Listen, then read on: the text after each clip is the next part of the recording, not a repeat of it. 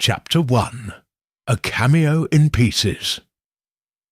There are days when even the most rational minds cannot help but feel the pull of omens, those curious stirrings in the air that whisper something is about to change. I recall one such morning vividly, grey and sharp, with a mist that clung to the cobbles outside Whitehaven Mansions, as if London itself had paused to watch what would unfold. Hercule Poirot was finishing his second tisane of the morning, adjusting the placement of his napkin with meticulous precision. I, his ever-dutiful friend, Captain Hastings, was only halfway through my coffee, distracted by the dullness of the Times and the equally dull prospect of another uneventful week. "Poirot," I said, folding the paper in defeat, "surely you must admit it. Nothing is happening in the world today." Poirot did not look up. He dabbed at an invisible crumb on the corner of his plate. "Au contraire, mon ami," he said mildly. "Something is always happening. One must only possess the little grey cells to perceive it." I chuckled. "And what do your little grey cells perceive this morning?" "That our post will be 5 minutes late," he said, glancing at the mantel clock, "and that the woman who steps through that door within the hour will not have come for pleasantries, but for fear." I was about to ask what he meant when, precisely 5 minutes later, the bell rang. Miss Lemon, ever prompt, appeared with a card on a tray. Poirot took it, examined the edges, and raised an eyebrow. "Madame Celeste Dulac," he read aloud, "of the Théâtre du Lys, a name known to those who follow the French stage." He adjusted his cuffs. "Show her in, Miss Lemon." Moments later, our visitor entered. She was striking, tall, dark-haired, with the poise of a woman used to stages and gazes alike. But her expression was far from theatrical. It was taut with concern. "Monsieur Poirot," she said, with a slight bow, "I have come to you because I believe something dreadful is about to happen." Poirot gestured for her to sit. "Tell me everything, madam, from the beginning, if you please." She sat, smoothing her gloves with careful fingers. "It is about a cameo, an old one, carved ivory, set in a silver locket. It belonged to my mother, and before her, to my grandmother. It has always been a token in our family, not valuable, but sentimental, and, if you will indulge me, a little superstitious." "Go on," Poirot said gently. "Last night it was shattered, not dropped, not cracked from age, deliberately crushed." I blinked. "How can you be sure?" "It was in my dressing-room at the theatre, locked in a private drawer, and when I returned after the final performance, it had been broken and placed on my mirror, so I would see it at once." Poirot leaned forward, fingers steepled. There was no sign of forced entry. None. Only the locket, opened, its ivory face shattered, and the pieces arranged in a perfect circle on the mirror's edge. She paused, glancing down, and on the glass, in lipstick, a single word, "souvenir." A chill prickled my neck. Poirot remained still, though I saw the quick flash of something in his eyes. "You took nothing else? No money, no jewels? Nothing else was touched, only the cameo? And have you any idea who might have done such a thing?" She hesitated. "There are tensions at the Théâtre du Lys, rivalries, jealousies, but this feels older, more personal." Poirot nodded once. "You said the locket is not valuable. Not in terms of money, but it is connected to my family, to my mother's past. She used to speak of it only in whispers. Your mother is still living? She died 5 years ago." But before her death she warned me. If the cameo ever broke, it would mean something was coming, something that could not be stopped. She flushed slightly. I know it sounds absurd, but I felt it, Monsieur Poirot. Whoever did this meant it as a message. Poirot stood and walked to the window. Tell me, madame, has anyone unusual come into your life recently? A new admirer, a shadow at the theatre, a change in your surroundings? She nodded slowly. Yes, a man. He has come to every performance this season. Always sits in the third row, never applauds, never speaks. He leaves the moment the curtain falls. Do you know his name? No, but he leaves a single white carnation each time. Poirot turned. Madame Dulac, would you permit me to visit the theatre this evening? Of course, I would be grateful. He bowed. Then we shall observe. And perhaps the man in the third row will give us our first true clue. As Madame Dulac departed, Poirot turned to me, his expression unreadable. A shattered cameo, a silent admirer, and a cryptic warning, I said. A strange cocktail, indeed. Strange, yes, Poirot agreed, but also carefully composed. I frowned. You think this was more than a message, I think, Poirot said slowly, that the cameo is not the beginning of a story. It is a reminder of one already underway. That evening we arrived at the Théâtre du Lys. It was a grand but aging venue tucked behind Covent Garden, filled that night with theatre-goers in search of drama. But Poirot was not watching the stage. He was watching the audience, and when the final act fell, his gaze fixed on a figure in the third row, a man in a dark coat who rose without clapping, walked without haste, and left a single white carnation on his empty seat. Poirot followed him. I trailed behind, my pulse quickening, but when we reached the alley outside, the man was gone. No sound, no footsteps, only the faint scent of carnation in the fog. Poirot stood still, his face sharp with focus. It begins, he murmured. What begins? He turned to me, and in his eyes I saw something rare. Urgency. Murder, Hastings. Not yet committed, but promised. Chapter 2. A Face in the Mirror. The following morning, Poirot and I returned to the Théâtre du Lys, not as patrons this time, but as investigators. Madame Dulac had arranged our access, and we arrived just after 10, when the theatre's corridors were still shrouded in half-light, and the scent of grease paint and old velvet hung like a ghost in the air. Poirot paused in the lobby, his gaze drifting slowly across the high-domed ceiling and the aged chandelier overhead. You see, Hastings, he said softly, the theatre is a house of illusion, but illusions must be crafted with precision, just like lies. I nodded, though I could not help but glance around nervously. There was something about theatres in daylight that unsettled me, like seeing a magician without his costume, or a dream with the edges frayed. We were greeted in the foyer by a harried man in a cravat, too tight for comfort and spectacles perched precariously on the tip of his nose. Mr. Poirot, Reginald Venn, theatre manager. Madame Dulac told me you'd be coming. I must admit I'm surprised. She believes someone crushed a trinket to send her a message.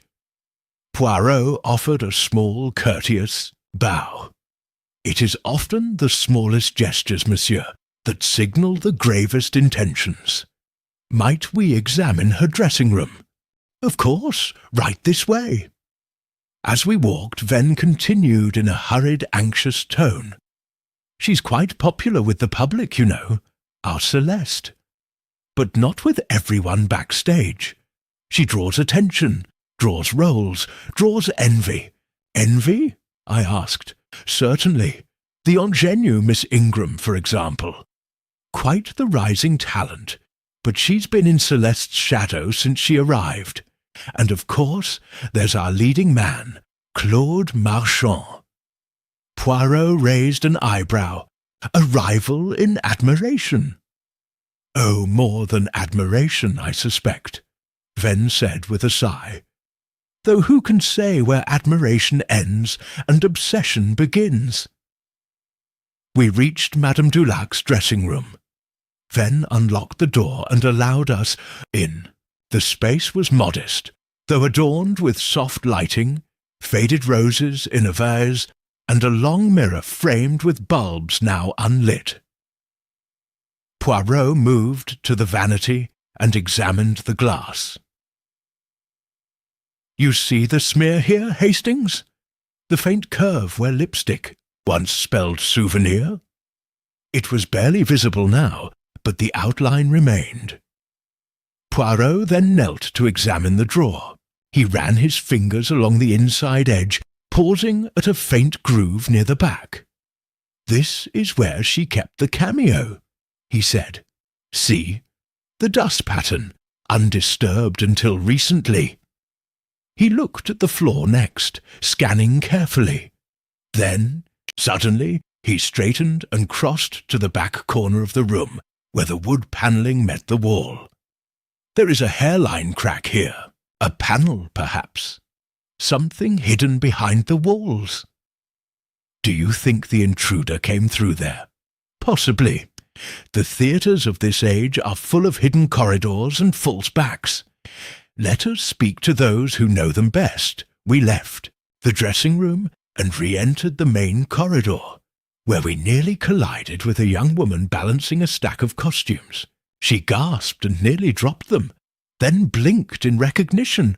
Oh, I didn't know anyone was using the dressing room. Ben introduced her. Miss Ingram, Evelyn Ingram, our new soprano, Mr. Hercule Poirot and Captain Hastings.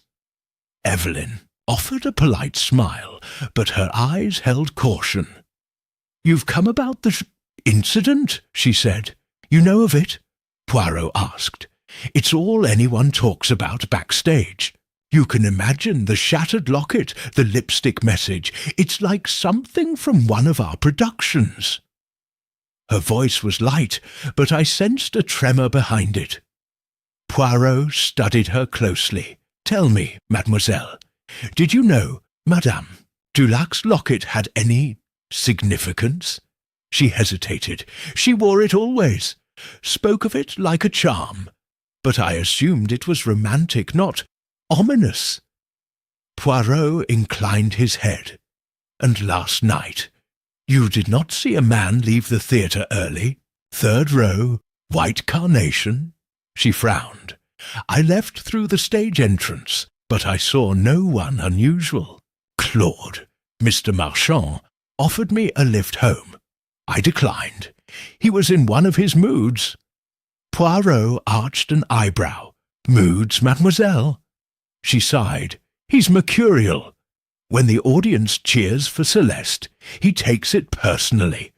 Even off stage? She gave a dry smile. Especially off stage. Poirot thanked her and turned back to Venn.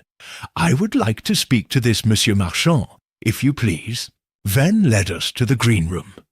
A lavish but faded space filled with armchairs, music stands, and half-finished cups of tea. Claude Marchand stood by the fireplace, his reflection caught in a wall-length mirror behind him. He was striking, tall, chiselled, dressed in a dark suit that clung too deliberately to his form. He turned as we entered and offered a nod with the forced charm of an actor halfway through a scene. "Ah, Monsieur Poirot," he said, "come to unearth backstage intrigues?" Poirot smiled.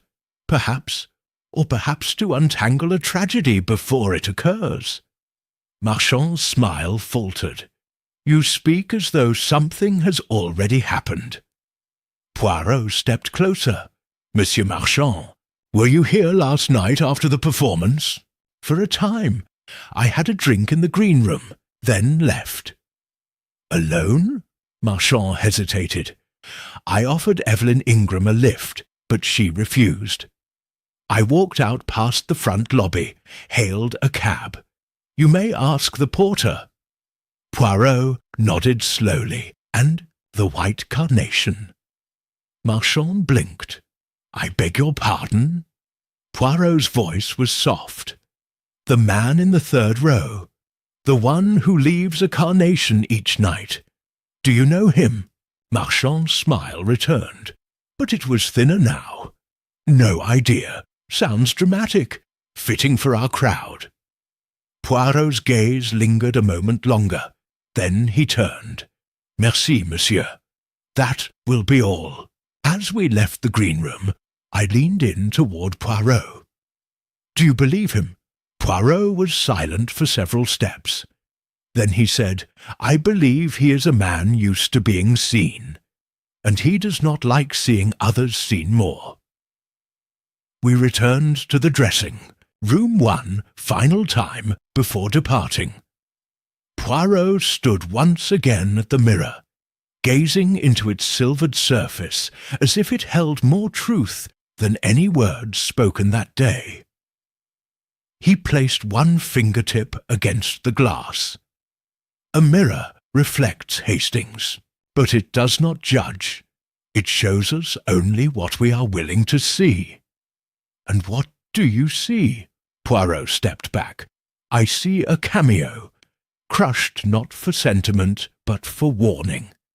And I see a woman who fears her past, because it is no longer in her control. He turned to me then. The question, mon ami, is not who broke the locket. It is why now. And in his voice I sensed the answer was already forming, quiet as a whisper behind the curtain. Chapter 3. Shadows behind the curtain. It was mid-afternoon when we returned once more to the Théâtre du Lys. Poirot had requested privacy in Madame Dulac's dressing-room for precisely 1 hour, and during that time I wandered the corridors of the theatre alone, familiar now with the faint groan of the old wood and the musty scent of velvet worn down by decades of applause. When I rejoined him, I found him not examining the room's contents as I expected, but seated cross-legged on the floor before the mirror, his eyes narrowed, brow furrowed in concentration. "What in heaven's name are you doing down there?" I asked. Poirot did not look away from the floorboards. "My dear Hastings, I am conducting an experiment in psychology. Come, look." I stepped forward and saw that he had scattered the tiny fragments of the shattered cameo on a handkerchief, laid atop the carpet. "You see," he said, "they were arranged on the mirror deliberately. A circle, perfectly formed, but someone stood here to place them, and the mirror would have reflected their face while they did so. I considered that. A sort of message to themselves? No, Poirot said. A performance. As with all things in the theatre, the effect is everything, but it is the angle I consider most intriguing." He rose, dusting his trousers carefully. Whoever placed the pieces did not linger. They worked quickly, precisely. That tells us they had access, familiarity with the space, and confidence they would not be caught. Someone backstage. Exactly. We exited the dressing-room and walked into the wings of the stage, where preparations for the evening's show had already begun. The curtain was still drawn, but the set had been partially constructed, an elegant parlour scene, dressed in period furniture and backlit with sepia gels. The illusion of wealth, of calm, deceptively serene. Poirot paused. "Tell me, Hastings, do you recall the man from last night? The one with the carnation?" "Of course. He sat in the third row, alone, slipped out the moment the curtain fell." "Yes." Poirot nodded thoughtfully. "And yet none of the actors or stagehands seemed to know of him. No name, no inquiry, no interaction. Curious, n'est-ce pas?" I frowned. "You think he's not merely an admirer?" "I think he may be no admirer at all." At that moment, a low voice interrupted us. "You're not the first to wonder about the man with the flower." We turned to see a slender figure emerge from the shadows. He was perhaps in his 60s, with a stooped frame and long fingers stained, faintly with ink. His jacket was worn but clean, and his eyes, pale and glassy, watched us with faint amusement. "I'm called Felix. I manage the props. Been here since before the war." Poirot inclined his head. "Monsieur Felix, you say you know of the man?" "I've seen him," Felix said, leaning against a stack of crates. "Not just this week, for months. He always comes on nights Madame Dulac performs. Same row, same flower. Always leaves the moment the lights go down." Poirot gestured gently. "And you have never spoken to him?" "No one has, not even the box office staff. He buys his ticket through the post. Cash only. Requests the same seat, third row, centre left." Poirot's eyes sharpened. "That is very precise." Felix nodded. "There's more. I once caught a glimpse of him outside after a show. He wasn't alone." Poirot stepped closer. "Ah?" "He was speaking to a woman. Middle-aged, dark veil, the sort of woman who doesn't want to be seen. They argued, quietly but sharply. And then she walked off, and he didn't follow." Poirot's face darkened with thought. "Did Madame Dulac ever mention anyone fitting that description?" "Yes, to me," Felix said. "But she's been nervous of late. You can feel it in her voice when she sings, like she's looking over her shoulder." Poirot thanked the old man and returned to the lobby with me in tow. "You see, Hastings," he said, "now we are close to the heart of it." "Of what, exactly?" "Of the reason the Cameo was destroyed." We passed by the ticket counter, and Poirot paused. "Pardon, mademoiselle," he said to the young woman behind the glass. "Could you retrieve the box envelope for Sat 3C from last night?" The girl hesitated, then stepped back and flipped through a folder. She returned a moment later with a cream-coloured envelope marked 3C. Inside was the stub. Clean, uncreased, never torn. Poirot murmured. The girl looked uncertain.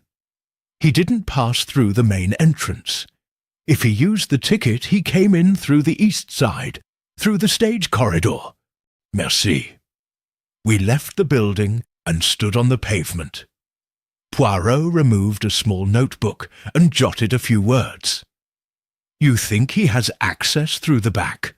I asked. "I think he is part of the theatre," Poirot replied. "Or was. That is why no one questions him. He belongs and does not belong, like a ghost returned to watch a play that no longer remembers him." We returned to Whitehaven Mansions just as the fog began to fall once more. Inside, Poirot set the fragments of the Cameo on his desk and began rearranging them piece by piece like a mosaic. "There is something else here," he murmured, "a connection not yet seen." I sat across from him, watching the concentration in his expression. "Poirot," I said quietly, "do you think Madame Dulac is in real danger?" He looked up. She is already in danger, Hastings. But she does not know from whom. He placed the final fragment, a curl of ivory that resembled the edge of a face, beside the others, and stepped back. There, he said. The image was incomplete, but now the carving's features were clearer. Not a nameless figure, as I'd assumed, but a woman's profile, with hair swept back and a distinctive brooch etched beneath the neckline. Poirot tapped it. This was no anonymous cameo. This was a likeness. Realization dawned. You mean the carving was of someone Madame Dulac knew? Non, Poirot said. Of someone who knew her, perhaps intimately, and who believed she had forgotten. He stood abruptly. I must speak. To her again. Tonight. I rose as well. Shall I come? No, mon ami. I must go alone. He retrieved his coat and left with haste, his figure vanishing into the fog just as the bells of St. Martin's tolled 6. I remained behind, staring at the fragments left behind, and though I did not yet know why, I could not shake the impression that somewhere in the pattern lay not just the face of a woman, but the face of the one who had shattered her. Chapter 4. The Visitor in the Fog. The fog had thickened to a velvet weight by the time Poirot arrived at Rue Montaigne, the narrow crescent in Kensington, where Madame Celeste Dulac rented a modest but tastefully appointed townhouse.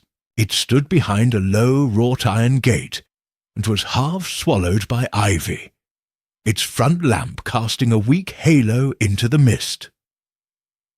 Poirot was ushered in by a maid who spoke barely above a whisper, and offered him tea in a delicate porcelain cup he barely touched. Madame Dulac joined him in the parlour moments later, dressed not in her usual silks, but a grey robe, her face free of the stage's paint and powder. Without the artifice, she looked older, less like a star, and more like a woman pursued by something she could not name. "I'm grateful you came, Monsieur Poirot," she said, sinking into the settee across from him. "I've felt uneasy since we last spoke." "That is because, madame," Poirot said gently, "you are being hunted." Her eyes flicked toward him, startled. Then she lowered them. "By whom?" she whispered. "That is what I intend to discover. But first you must help me by answering without omission, without polish, as if you were not performing but confessing." She nodded. Poirot leaned forward, fingers steepled. "The cameo, Madame Dulac. It was not merely a keepsake, it was a likeness." Her eyes widened. "Yes, you're right. Of whom?" "My mother," she said softly, "when she was young. It was carved from a photograph by a travelling artisan. My grandmother had it commissioned just after my mother's engagement." Poirot's eyes sharpened. "Engagement?" "To a man she never married, a man she later refused to speak of. I never knew his name, only that something went terribly wrong." "And you believe the cameo's destruction relates to that history?" She nodded. "I never mentioned it to anyone, but now someone must know, someone from then." Poirot tilted his head. "You said previously your mother died 5 years ago. Before that, was she ever contacted by someone from her past? Anyone unusual? A visitor? A letter?" Madame Dulac hesitated. "There was one letter. I found it among her things after she passed. It was unsigned, just a date and a phrase, tu as menti." "You lied," Poirot translated. Yes, I never understood it. Do you still have it?" She nodded and rose, disappearing briefly into the next room. She returned with a slim envelope, yellowed at the corners. Poirot took it gently and examined the paper. No return address, no handwriting on the front, only the date, till 12th March 1902, and the phrase "to" as menti scrawled across the page inside. "This was not mailed," he said. "This was hand-delivered." She said nothing, and the silence confirmed his suspicion. Poirot stood. "Madame, I must ask something unpleasant. Did your mother have a child before you? Or lose one?" She looked away. "There were rumours among the older members of our family. My grandmother called it the season of sorrow. My mother never confirmed anything, but she wept sometimes in her sleep." Poirot's gaze narrowed slightly. "I believe someone has been watching you. I believe someone feels betrayed, not by you, but by the woman in that locket." Madame Dulac clutched her arms around herself. "You think this is revenge?" "I think," Poirot said, "this is legacy."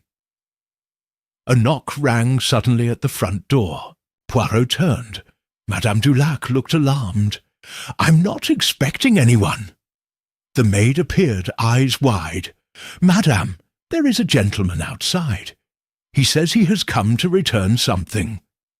Poirot stepped forward. "Ask him his name." The maid vanished.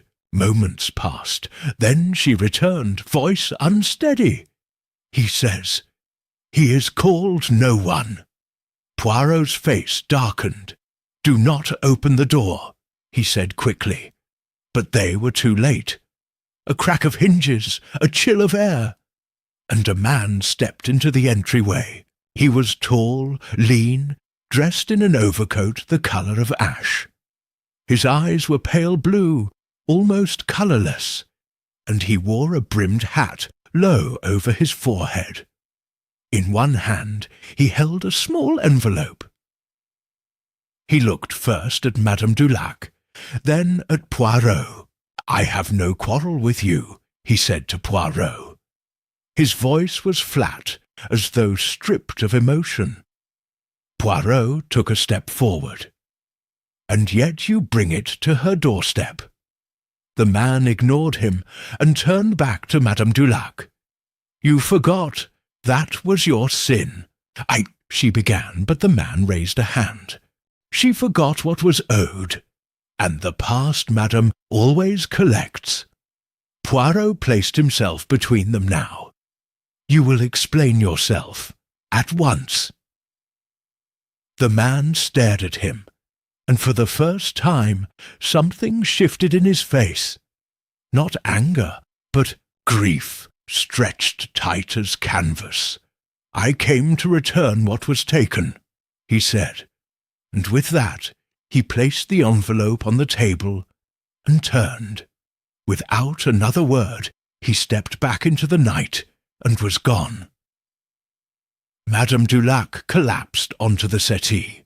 Poirot reached for the envelope.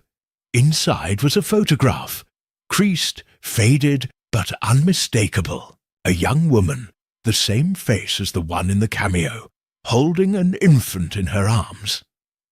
Behind her stood a man, his features obscured, but his presence looming. There was a second note. "Je suis revenu. Pour elle, pour toi. I have returned. For her, for you."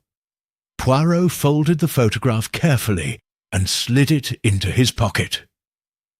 "We must act now," he said, "before this past becomes your future." Later, back at Whitehaven Mansions, Poirot laid the photograph on his desk and stared at it long into the night. I had returned before him and found him like this, still as a statue, his brow furrowed with uncommon weight. "What does it mean?" I asked.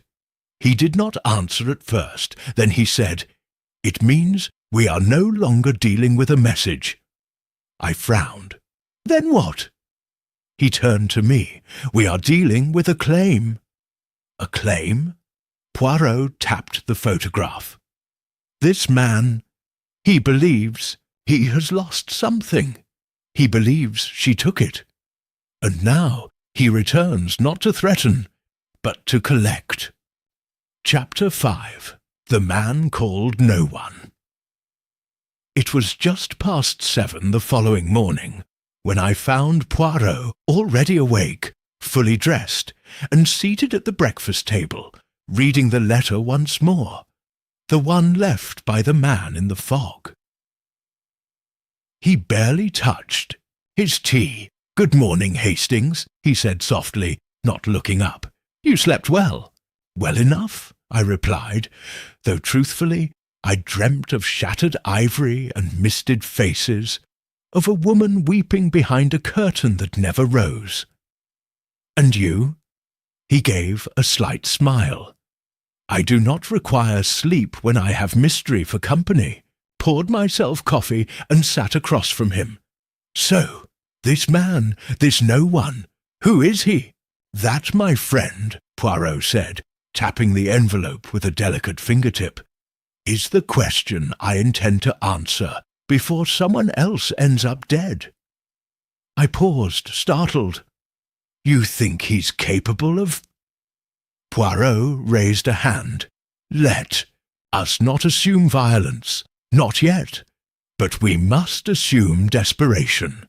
He has waited a long time, too long, for an answer he believes was stolen from him." He stood abruptly. "And desperate men are dangerous. Our first visit was to the registry office in Kensington. Poirot had phoned ahead, requesting access to birth and baptismal records from the 1880s through to 1902. He was ushered into a small reading room by a clerk with horn-rimmed spectacles and an air of confused deference.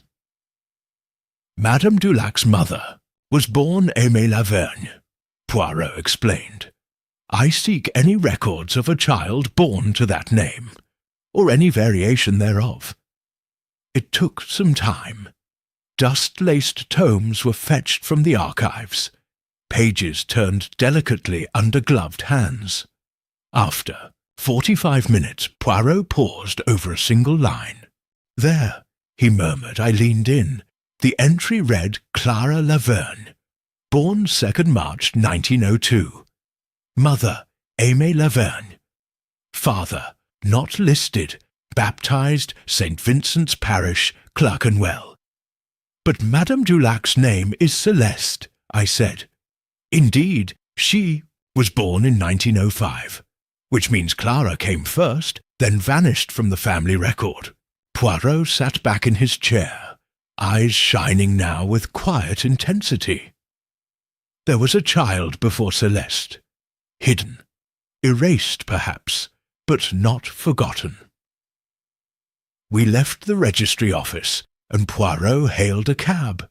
"St. Vincent's Parish," he said. "Clerkenwell."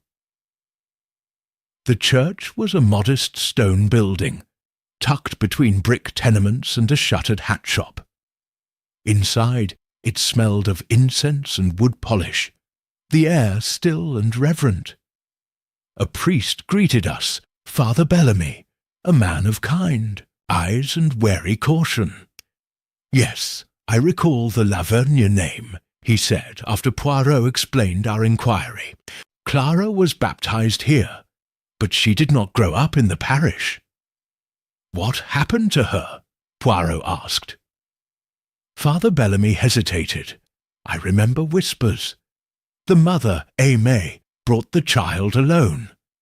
There was no mention of the father, and no return address. She was nervous, scared even.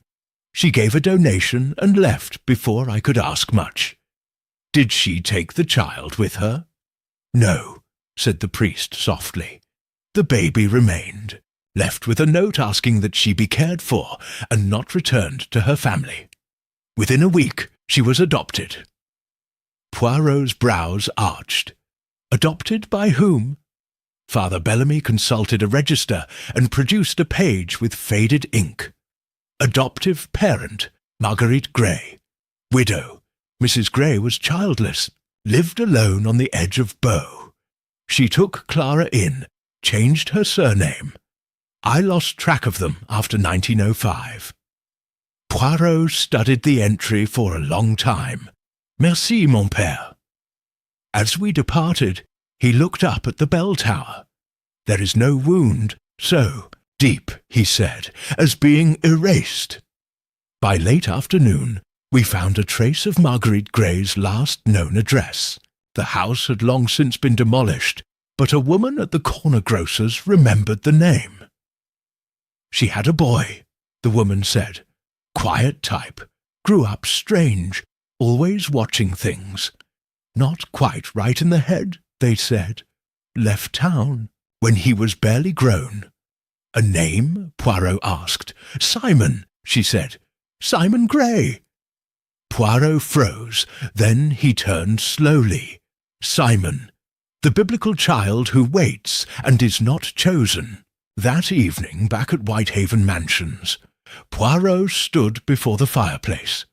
A map of London spread across the floor, pins and threads marking key points. St. Vincent's, Rue Montaigne, the Théâtre du Lys. I poured 2 brandies and handed one to him. This Simon Gray, do you think he's the man from the theatre? I believe he is the man from the fog, the man who signed his message with no one. Poirot sipped his brandy. He is not mad, Hastings. He is forgotten, and that is a powerful madness of its own. There was a knock at the door. Miss Chiusuets. Lemon appeared with a telegram. Poirot opened it, eyes narrowing as he read. Reginald Venn found unconscious in office stop theatre, ransacked. Stop nothing stolen, stop Poirot, folded the message. It has begun, he said quietly. We reached the Théâtre du Lys in under 20 minutes. The fog had thickened once again, cloaking the street lamps in a strange golden aura. Inside, the theatre was dim and cold. Police milled about, speaking in hushed tones. Reginald Venn lay on a couch backstage, a bandage around his temple, a constable at his side. He stirred as we entered. I didn't see him, Venn whispered. He came through the back, said he was looking for someone, then darkness. Did he say a name? Poirot asked. Venn nodded weakly. Clara, he whispered. Poirot turned. To the constable, search the building, every corridor, every stair. He may still be inside. We followed the constables through the theatre's depths, through costume rooms, prop closets, behind the stage flats. And then, in the upper wings, we found it. A second message, drawn in chalk across the stage floorboards. Letters crooked, yet unmistakable. Je suis le miroir. I am the mirror. Poirot stared at the writing. No one sees themselves clearly, he murmured, but he believes he does. He turned to me, voice low. Simon Gray is no longer looking for answers, Hastings. He believes he is the answer. Then what will he do? Poirot's face was grim. He will return to the woman he believes owes him a life. And Celeste? Poirot looked me full in the face. She is no longer a performer in this story. Hastings, she is its final scene. Chapter 6. The Mirror Cracks. By the following morning, the fog had not lifted. Instead, it had thickened, pressing against the window panes of Whitehaven Mansions like a woolen veil soaked in cold water. London had gone silent beneath its smothering weight, and it felt to me as though the entire city was holding its breath. Poirot stood at his window, unmoving, a silhouette framed in grey. His gaze was not on the street below, but on something only he could see, something unspoken, unresolved. "It is almost time," he said at last. I looked up from the table where I had laid out a stack of notes and witness statements. Time for what? For the mirror to crack. He turned then and walked toward the desk, where he laid out the photograph Simon Gray had left. Aimée Lavergne, the woman now known only through silence and resemblance, holding an infant that history had all but erased.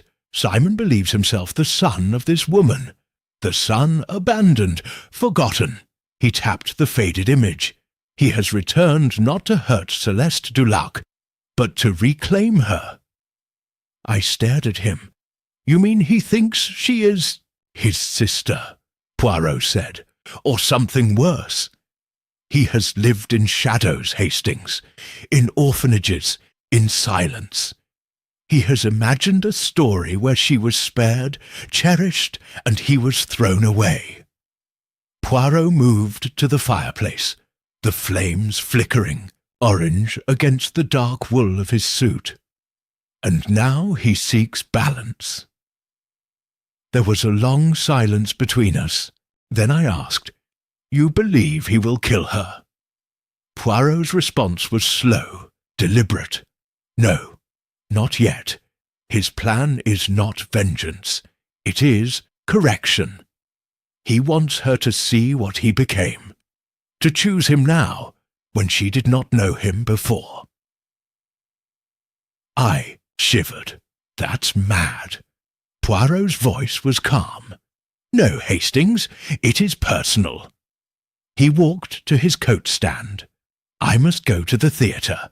There is one place Simon Gray would return to, one stage where he feels seen." I stood too. "You won't go alone?" Poirot gave a faint smile. "Very well, mon ami, but stay close, and speak little." The Théâtre du Lys was shuttered for the day, a handwritten sign on the door reading "Closed for repairs." Poirot had arranged with Inspector Lawrence to have a constable stationed discreetly at the rear entrance.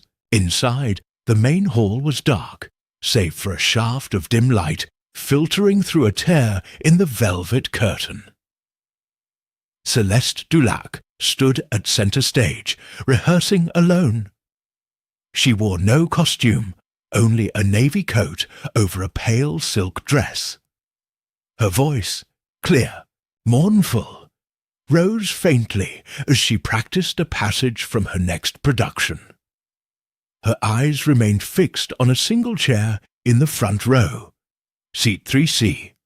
Poirot approached the edge of the stage, but did not interrupt her. When she finally turned and noticed us, she gave a small nod. "I thought you might come." "We had to be sure you were safe, madame," Poirot said. "There has been another intrusion." She closed her eyes briefly. "I know." Poirot stepped forward. "You saw him?" She nodded. "Last night, after the constables had gone. I returned to retrieve my script. I found him in the hallway, standing beneath the gaslight. He didn't speak. He only held out his hand." "What did you do?" "I ran." Poirot sighed. "He will not vanish, madame. You must face him, with us beside you." Celeste looked down at her hands, clasped tightly. "What does he want from me?" Poirot replied gently, "To be remembered, to be chosen, and perhaps to be forgiven." A sound echoed through the theatre then, a soft click, as of a door closing far off stage. Poirot turned sharply. "That was from the upper gallery," he said. He signalled to Hastings, and we moved carefully into the wings, leaving Celeste on stage as if she were unaware of our presence. Poirot signalled the constable to remain at the lobby entrance, and moved silently up the narrow staircase that led to the lighting rig and catwalk above the stage. There, crouched in shadow, was Simon Gray. He was hunched beside the spotlight housing, pale eyes fixed on Celeste through a break in the curtain. He did not turn as Poirot approached. "She looks like her," he said softly. "The same mouth, the same hair when it's not pinned, the same hands." Poirot didn't answer at first, then gently, "You watched her grow up from afar." "I saw her once," Simon murmured. "When I was 16, I followed her and her mother through Kensington Gardens." She laughed. "I thought perhaps she would remember me." He paused. She didn't. Poirot stepped closer. "Your mother, Aimée Lavergne, she made a choice, one that wounded you. But Celeste did not know." Simon's voice rose, not with anger, but with something more brittle. "She wore the locket. She wore her face, like a crown. She was everything I was not, and she never wondered why." Poirot was still now, his hands folded. "You wanted to remind her." "I wanted her to see," Poirot said. "And if she does?" Simon looked at him then, truly looked, for the first time, eyes brimming with something childlike and raw. "Then I'll stop," he whispered. Below, Celeste moved across the stage, unaware of the two figures above. Poirot said softly, "Come down, speak with her." Simon hesitated, then slowly, silently, he rose. We waited in the wings as Poirot led Simon down the narrow staircase. Celeste stood in the centre of the stage as the man approached, and for a moment it was as if a strange scene were playing out, unscripted, uncertain. Poirot stood to the side, watching closely. Simon paused a few paces from her. Then, with shaking hands, he reached into his coat and withdrew something small, the other half of the cameo, the missing fragment. He extended it silently. Celeste took it, eyes wide. She looked up at him, and suddenly, perhaps impossibly, she smiled. "Remember now," she said quietly, "a photograph in my mother's drawer. A name, Simon." He said nothing, only nodded. The silence was long. Then Poirot stepped forward. "This is not the end, Simon," he said, "but it need not be destruction. Come with us. Let the truth be spoken." Simon looked down. He nodded, and at last the mirror cracked, not with violence, but with understanding. Chapter 7. Ghosts in the Wings. For the first time in weeks, the Théâtre de Lys fell quiet. Not the expectant silence of a curtain about to rise, but the hush of something that had already ended. After Simon Gray's unexpected surrender, and Celeste Dulac's quiet acknowledgement of his connection, the immediate danger seemed to ebb. Inspector Lawrence arranged for Simon's temporary care at a private hospital near Richmond, where he was to undergo observation under gentle supervision rather than a cold cell. I would have thought Poirot satisfied. And yet, when I joined him the next morning at breakfast, I found him deep in contemplation, seated with his back straight, fingers laced beneath his chin. He hadn't touched his toast. He was not even reading the paper, a most unusual thing. "You're troubled," I said, pouring his tea. Poirot blinked and smiled faintly. "Mon ami, you know me too well. Is it Simon? Surely he is no longer a threat." "Ah, but threat is like perfume, Hastings. It lingers after the wearer has gone." He stood and crossed to the mantel, where the photograph of Aimé Lavergne still rested beside the broken pieces of the cameo. "I have been considering the fragments," said, "and the message left behind, 'Je suis le miroir,' I am the mirror." I nodded. "You think Simon wrote it?" Poirot paused. "Do I? That is the question. It sounds like Simon. The metaphor fits, but the execution—" He gestured toward the notes we had collected. Simon's earlier messages, "Tu as menti, souvenir," were brief, emotional, almost childlike. But this one? It is calculated, symbolic, as though staged for maximum effect. I frowned. "You're suggesting someone else left it?" Poirot nodded. "I believe Simon was manipulated. Not into action, perhaps, but into timing. Someone stirred his pain to life again. Someone who knew the cameo would be a symbol, who knew Celeste's family history, who waited until the moment the theatre was most exposed. And who would do such a thing?" Poirot's face grew solemn.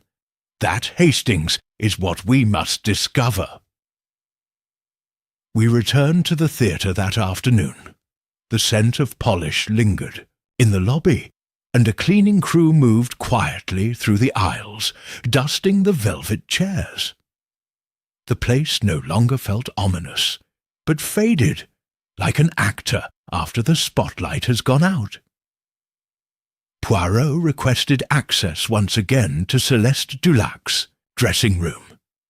There he spent nearly half an hour studying the drawer, the lock, and the cracks in the panelling behind the mirror. He measured with a silver ruler, paced to the far corner, then turned sharply. "I thought so," he said. He crouched and pressed gently against one section of the wall. With a click, a small panel gave way. A narrow space, perhaps 2 feet wide, opened behind the wall, just enough for a person to squeeze through. "A hidden corridor," I said. "You were right." Poirot peered inside. A small stool was tucked neatly into the corner, as though someone had sat there in secret. "Someone has been watching her," Poirot said. "Not just recently, for some time." I felt a cold ripple up my spine. "You think Simon came here?" "No," Poirot replied. "Simon Gray would have burst into her life, not hidden in the walls. This was someone else, someone theatrical, someone with a taste for slow revelation." Poirot examined the walls inside the alcove. Faint pencil markings were scrawled along the wooden beam. Small sketches, an eye, a rose, a locket split in half. "And yet," he said softly, "these are not the drawings of a man plotting revenge. They are the symbols of memory." He turned back. "We must speak with Evelyn Ingram." We found Miss Ingram in the costume department, adjusting a delicate lace collar for her upcoming role in The Lovers of Florence. Her hair was tied in a bun, her cheeks flushed with exertion. She straightened when she saw us. "Monsieur Poirot," she said, "is everything all right?" "For now," he said, "but I would like to ask you a question." "Without pretense, mademoiselle." She nodded. Poirot stepped closer. "Do you know who Simon Gray is?" Evelyn's lips parted. She hesitated just a second too long. I've heard the name. That is not what I asked." She flushed, then looked down. "I knew someone was hiding in the theatre," she said softly. "I saw him once, weeks ago, slipping into the east corridor. I didn't tell anyone. I thought maybe it was a squatter, or someone obsessed with Celeste." Poirot's eyes narrowed. "You didn't think to mention it. She faltered. "I suppose I thought it was romantic." Romantic? Not the danger, but the mystery. This man watching from the shadows, fixated on someone so far above him. It felt like a story. Poirot's voice sharpened. "A story you helped shape."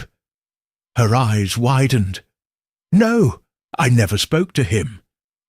You leave the message on the stage. Je suis le miroir." She shook her head quickly. "No, I didn't. I swear it." Poirot watched her a long moment. Then he softened.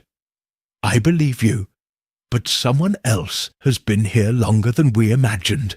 He turned away. There is one more person we have not questioned properly." I looked at him. Claude Marchand. Claude Marchand was in the green room, seated with a newspaper in one hand and a brandy in the other. His dark eyes flicked up as we entered. If this is another inquiry about Celeste's lost cameo, I fear I've nothing more to add. Poirot approached him. "And yet you always seem to be present, monsieur. Always near the door she enters, always the last to leave rehearsal, always watching." Marchand arched a brow. "I admire her. Is that a crime? You admired her. Mother too, did you not?" Marchand's expression froze. Poirot continued, voice like a blade. "You knew Aimée Lavergne. Years ago, before the war, she performed in Marseille. You followed her then." "That was a lifetime ago," Marchand said softly. "And when she left the stage, you followed her daughter." Poirot drew from his pocket a small card, aged and brittle. It bore Marchand's name, scrawled beside a booking from Théâtre de l'Étoile, 1902. "You were there the week Clara was born." Marchand's hands tightened. "I never touched that child." "I do not say you did," Poirot replied, "but you knew. You knew Aimée had a child she would never acknowledge. You knew Celeste's cameo was of her mother. And when Simon Gray began lurking near the theatre, you nudged him. I did no such thing. You did not have to. You merely left the door ajar. A name whispered here, a letter slipped there, a story encouraged." Poirot's voice dropped. "You watched a tragedy unfold, not as villain, but as audience. And now, monsieur, the curtain falls for you." That evening, Claude Marchand quietly resigned from the Théâtre du Lys. No charges were brought, but he left London with nothing. Not his reputation, not his contracts, and most notably, not Celeste Dulac's forgiveness. Poirot watched from the shadows of the theatre steps as Marchand vanished into a cab. "He thought himself a playwright," he murmured, "but he played only with lives." I turned to him. "Is it over?" Poirot looked to the theatre door. Almost. He held the final fragment of the shattered cameo between his fingers. One last piece to restore. Chapter 8. The Last Letter. The next day brought sunlight at last. It streamed through the windows of Whitehaven mansions with uncommon warmth, glinting off the brass trimmings, and dancing faintly across Poirot's polished silver teapot. Yet the brightness did little to lighten the mood within. Poirot sat at his desk, once more examining the photograph of Aimée Lavergne. Now, beside it, lay the nearly complete cameo, its ivory pieces reassembled like a puzzle of memory. Only one fragment remained missing, and Poirot, I could see, believed it was more than a shard of ivory. It was the piece that made the entire picture clear. At length he turned to me. "We are so close, Hastings, so close to the truth, and yet we still circle the final answer, like a dancer, avoiding the centre of the stage." I stirred my tea. I thought Claude Marchand was the last obstacle. Poirot nodded slowly. He was the hand that nudged Simon forward. But he was not the architect. The motivations, the guilt, the shame, all that began before Marchand even returned to London. He tapped the photograph. It began with Aimée Lavergne, and it must end with her as well. It was nearly noon when Poirot requested we visit Madame Dulac once more. She had, since the encounter with Simon, secluded herself in her townhouse, avoiding the theatre and the press that had begun to whisper about a mysterious admirer and a scandal behind the curtains. We found her in her drawing-room, seated by the window with a half-read book in her lap. Her face was pale, but her voice calm. "I've tried to remember more," she said softly, before we even sat down. "About my mother, her past, the stories she would tell, so many unfinished." Poirot smiled gently. Sometimes the mind does not forget. It merely waits for the right moment to remember. She hesitated, then reached into a small keepsake box on the table beside her. From it she withdrew a folded envelope, worn with age and brittle at the corners. I found this behind a drawer in her vanity. I don't think she meant for it to be read. Poirot accepted it with reverent care. He unfolded the paper slowly, and read to my daughter, should she ever need the truth, "You were not my first. There was another. His name was Simon, and he was born of a love that turned to fear. I gave him away because I could not see a life for him in a world where his father held sway. He was kind, that child, quiet. I wept for him until my tears ran dry, but I never searched again, not because I did not care, but because I feared what he would become without me. Forgive me." Aimée Poirot folded the letter and placed it back into Celeste's hands. "She feared her own failure," said, "and so she buried it." Celeste stared at the page as if it were still speaking. "I don't know what to do with this," she whispered. "It changes everything." "No," Poirot said quietly. "It explains everything. That is not the same." She looked up, her voice trembling. "He's still out there, Simon. He could return, ask for more." Poirot shook his head. "He won't. You have already given him what he sought, acknowledgement, truth.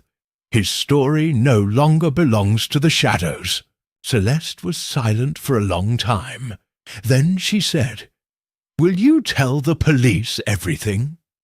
Poirot considered the question with a gravity I had seen many times before.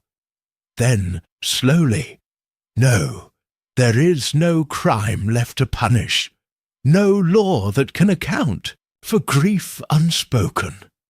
She exhaled, as if a great weight had finally loosened from her chest. We left her townhouse in silence. As we stepped into the late afternoon, I said, "You're certain Simon won't try to contact her again?" Poirot gave a small nod. "He has found his answer. He came not to harm, but to be seen. And Celeste saw him, not as a stranger, but as something she had never named."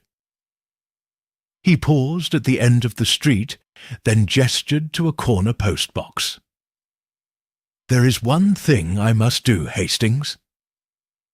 He withdrew an envelope of his own from his coat and slid it into the post.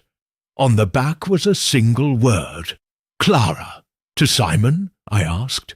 No, Poirot said. To the name he never got to keep. That evening, back at Whitehaven Mansions, Poirot returned to his desk and carefully placed the final fragment of the shattered cameo, the piece retrieved from Simon's coat pocket, into its place. The figure was complete now. A woman in profile, noble and solemn.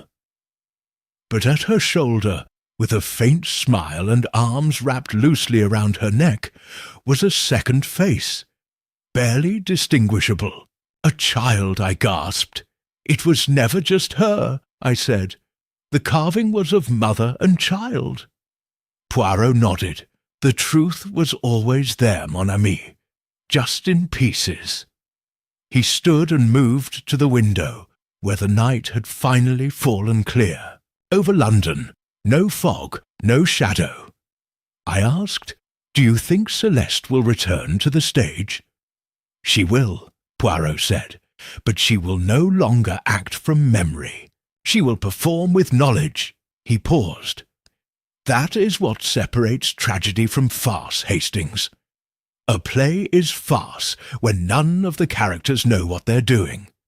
It becomes tragedy when they do, and still cannot change the end. Said nothing, letting his words hang in the stillness. At last, Poirot turned back and extinguished the lamp. Come, he said, the performance is over. And though the curtain had not yet fallen in the Théâtre du Lys, I knew, beyond any doubt, that the mystery of the shattered cameo had played its final note. Chapter 9. A Truth in Ivory in the morning that followed. Our visit to Madame Dulac. I found Poirot already packed for travel, his small leather valise closed, his gloves folded neatly beside his cane, and his moustache waxed with a precision that only signalled one thing. Resolution was coming. Red have written to the executor of Marguerite Gray's estate, he said, handing me my overcoat.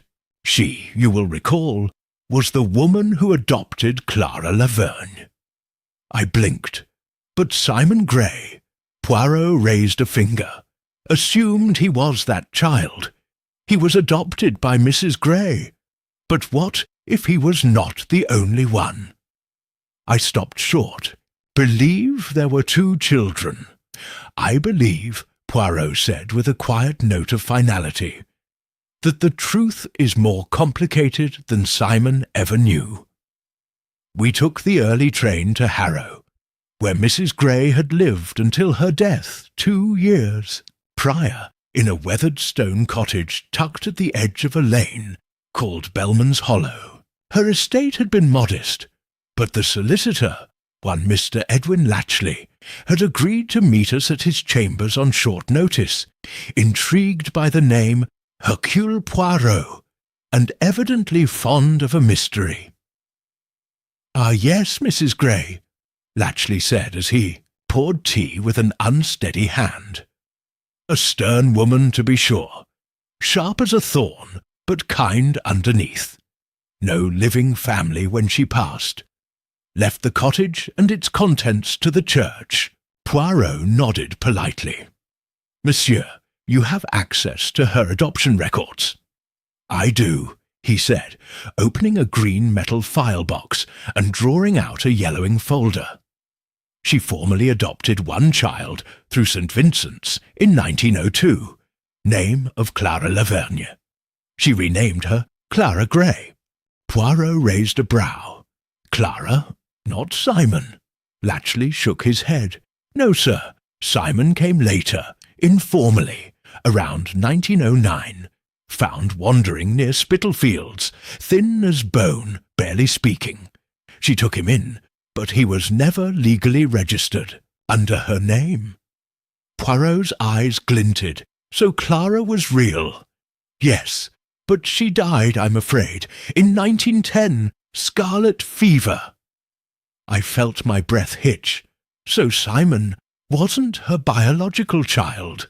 Not to my knowledge, said Latchley. She always treated them both as her own, but she referred to them differently. Clara as her daughter, Simon as her poor stray. Never cruelly, just precisely.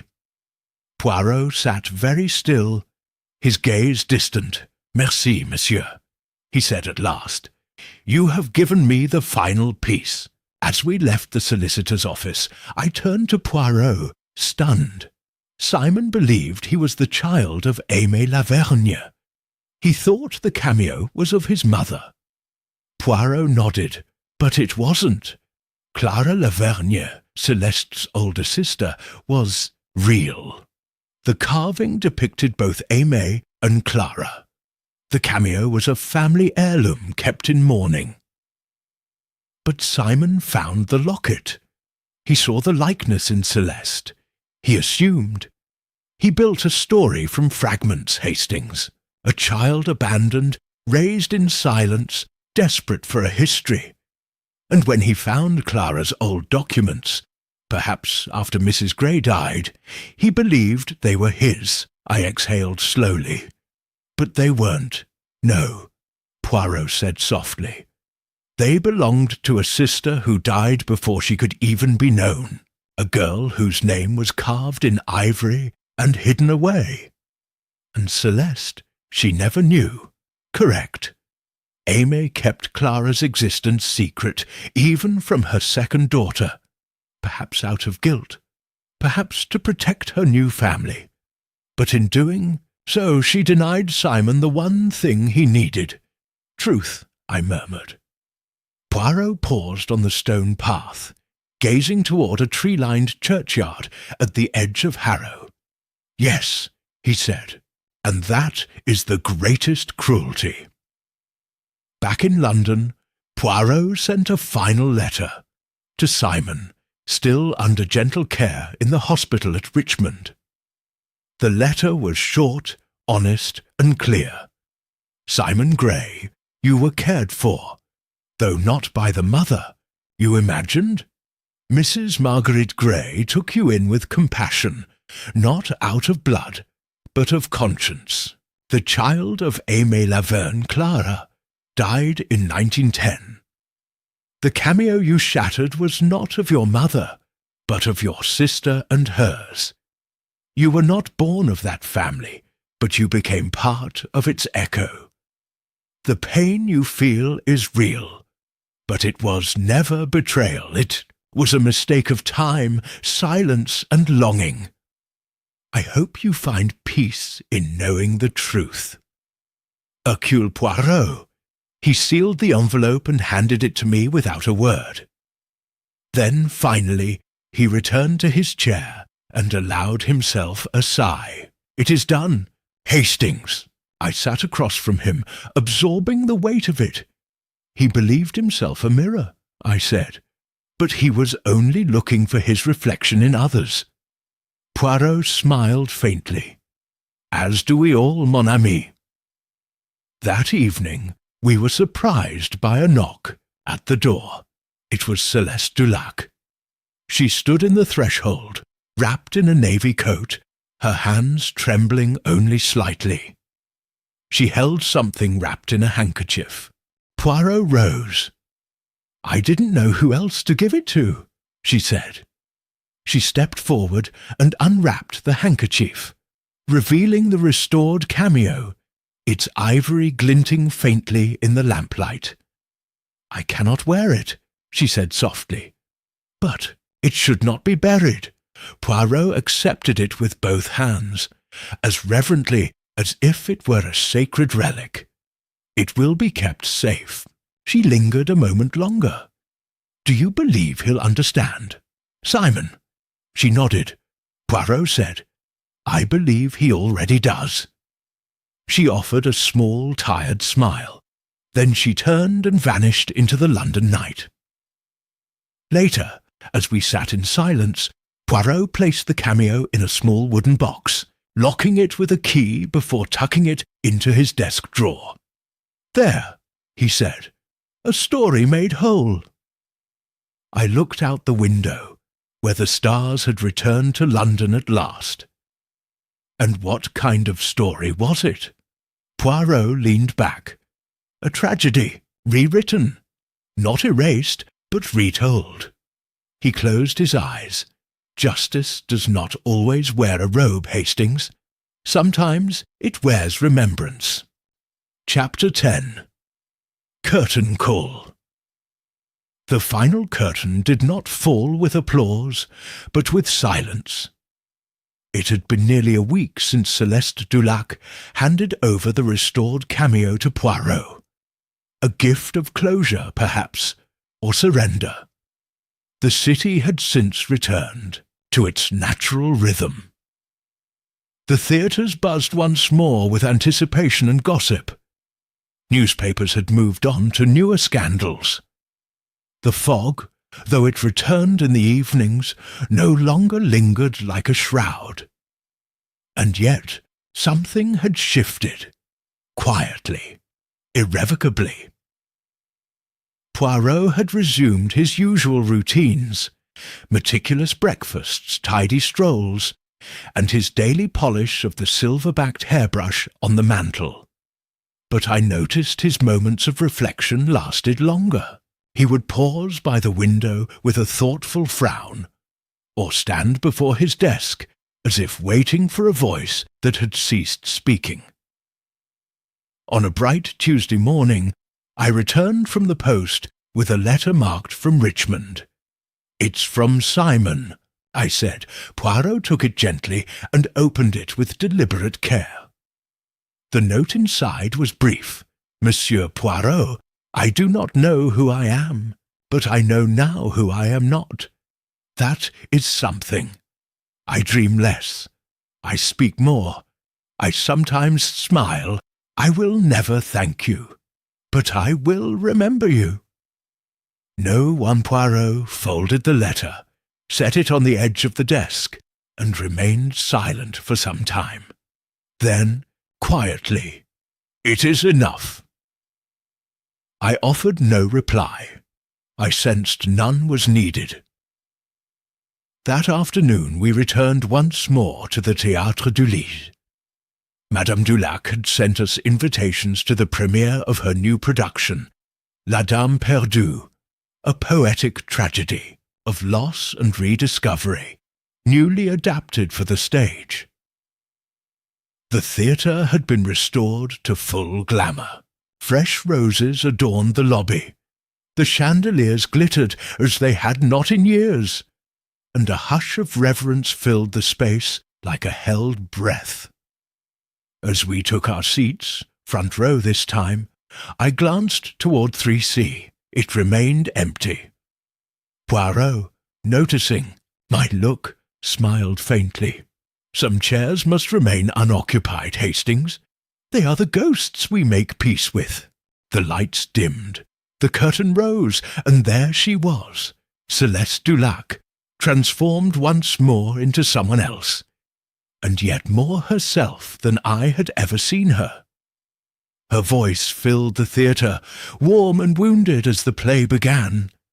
But for all its beauty, my attention drifted. I watched Poirot as he watched the stage, not as a critic, but as someone searching for harmony after dissonance. He leaned forward only once, during a moment in which the heroine placed a broken locket on a windowsill and walked away from it. Later, when the curtain fell and the applause thundered, Poirot did not stand. He clapped quietly, politely. But his mind, I knew, had already turned inward. After the performance, we were invited backstage. The green room buzzed with congratulations, laughter, and bouquets handed from stranger to stranger. Celeste stood, alone by the mirror, gently dabbing at the corner of her eyes with a handkerchief. She turned as we approached. "You came," she said simply. "You were magnificent," I told her. She smiled, tired and grateful. "I didn't perform. I remembered." Poirot nodded. You remembered well, madam, and in doing so you gave voice to those who were never heard. She grew quiet. Do you believe he'll come back? Seaman? Poirot shook his head. No, he has taken his final bow. He will live now in a place where he need not perform. She studied her reflection. Do you think he would have been kind? Poirot considered this. I think he already was. A long silence passed. Then Celeste reached into her coat pocket and removed a sealed envelope. This arrived this morning, she said. No return address, no handwriting, just this. Handed it to Poirot. He opened it. Inside was a sketch, a pencil drawing on coarse paper. It was of the Théâtre du Lys, but not as it was now, as it once had been, less polished, a little crooked, but unmistakably loved, and seated in the third row, alone, was a figure holding a carnation. No message, no name, just memory.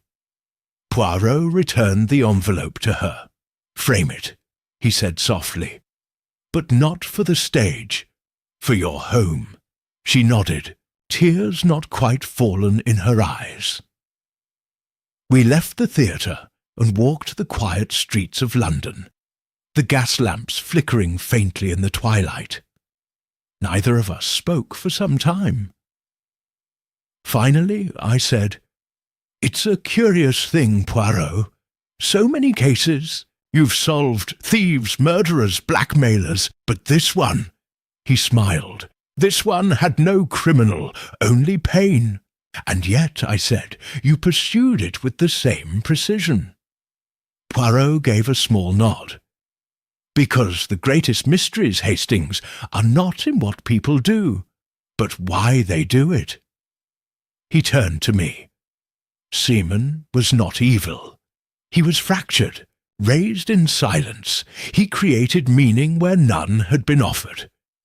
That is how people survive, mon ami, by inventing their past when truth is denied. We paused at the corner of Whitehaven Mansions. I looked at him. Did you pity him? Poirot smiled faintly. I respected him. We ascended the steps, entered the flat, and as he always did after a case, Poirot walked to his desk and removed the case file. He wrote, in fine script, the title across the front, The Case of the Shattered Cameo. Then he closed the folder. I shall not publish this one, he said. No, he shook his head. This is a tale that belongs to those who lived it. Let the public read of murders and motives. This story was not for spectacle. It was for remembrance. He opened the drawer and placed the file inside, beside the sealed wooden box that held the cameo. I turned to him. Will you keep the locket? For now, he said, until it is forgotten naturally, not by force, but by peace. The clock struck 10. Poirot rose and began preparing his tisane. He looked toward me once more. We chase truth, Hastings, always. But when we find it, we must also let it rest. I nodded slowly, and as the night deepened, and the lights of the theatre finally went out across the city, I knew, as surely as I knew the ticking of that clock, that this story had not ended with a culprit in handcuffs, or a gunshot in the dark. It had ended instead with something rarer, understanding, and for Hercule Poirot, that most precise and logical of men, perhaps that was the finest justice of all.